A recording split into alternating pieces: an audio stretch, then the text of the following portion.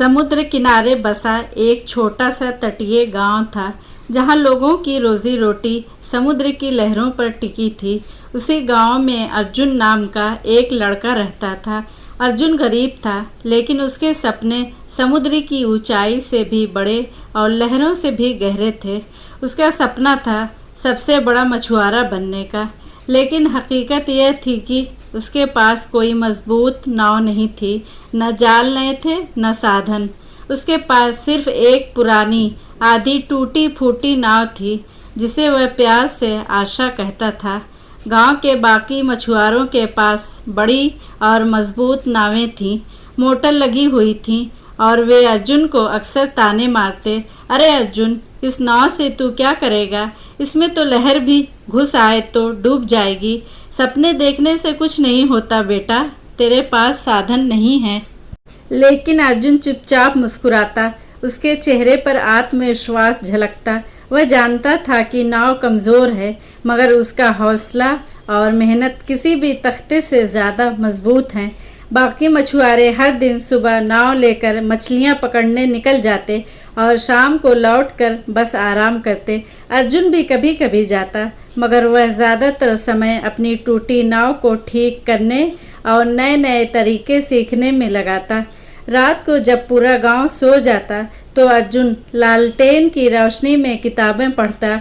उसने पुराने पन्नों में मौसम की चाल समझी, लहरों की गति और मछलियों के झुंड के रास्ते समझने में समय लगाता था। कई बार उसके साथी हंसते और कहते, पढ़ाई से मछली थोड़ी मिलती है, जाल डालो और पकड़ो। पर अर्जुन चुप रहता। वह कहता था कि ज्ञान ही उसका सबसे बड़ा हथियार है। एक दिन सुबह सुबह आसमान अचानक काला होने लगा। हवा में अजीब सी बेचैनी थी। गांव के बुजुर्गों ने कहा, आज समुद्र शांत नहीं है, नावें बाहर मत ले जाना। मौसम विभाग की चेतावनी भी आई थी कि गहरे समुद्र में ना जाएं, लेकिन कुछ मछुआरे लालच में यह सोच कर निकल गए कि शायद आज ज़्यादा मछलियां मिल जाएं। उनके पास तो मजबूत नावें थीं। वे आत्मविश्वास से भरे थे। दोपहर होते होते समुद्र बेकाबू हो गया। काली लहरें पहाड़ों की तरह उठीं। हवा गूंजती हुई हलचल मचा रही थी। गांव के लोग किनारे खड़े होकर डर से देख रहे थे। जो नावें समुद्र में थीं वे डगमगाने लगीं। कई नावें पलट गईं और मछुआरे मदद के लिए चिल्लाने लगे। गांव में हाहाकार मच गया। कोई नहीं समझ पा रहा था कि अपने लोगों को कैसे बचाया जाए। तभी अर्जुन दौड़कर अपनी टूटी नाव आशा के पास पहुंचा। सबने उसे रोका। पागल हो गया है अर्जुन, तेरी नाव तो जरा सी लहर में डूब जाएगी, मत जा। अर्जुन की आंखों में अटूट विश्वास था। उसने कहा, हाँ मेरी नाव टूटी है, मगर यह मेरी साथी है। इसे मैंने ठीक किया है, समझा है। यह मुझे धोखा नहीं देगी। और सबसे बड़ी बात, मैंने समुद्र का मिजाज सीखा है। अगर मैं नहीं गया तो हमारे लोग मर जाएंगे। उसके शब्द सुनकर गांव के लोग चुप हो गए। अर्जुन ने प्रार्थना की, नाव पर हाथ फेरा और समुद्र की ओर बढ़ गया। लहरें ऊंची ऊंची दीवारों की तरह उठ रही थीं। अर्जुन की नाव कई बार ऊपर को आ जाती, फिर नीचे गिरती। हर कोई सोच रहा था कि अब यह नाव डूब जाएगी, लेकिन अर्जुन घबराया नहीं। उसने वही रास्ता अपनाया जो उसने किताबों से सीखा था। जहाँ लहरें कम खतरनाक थीं और हवा की दिशा थोड़ी सुरक्षित थी, वह नाव को संतुलित करता रहा। समुद्र के बीच उसने देखा कई नावें फंसी हुई थीं। मछुआरे घबरा कर चिल्ला रहे थे। अर्जुन ने अपनी नाव को धीरे धीरे उनके पास पहुंचाया। उसने रस्सी निकाली और उनकी नाव को बांध दिया।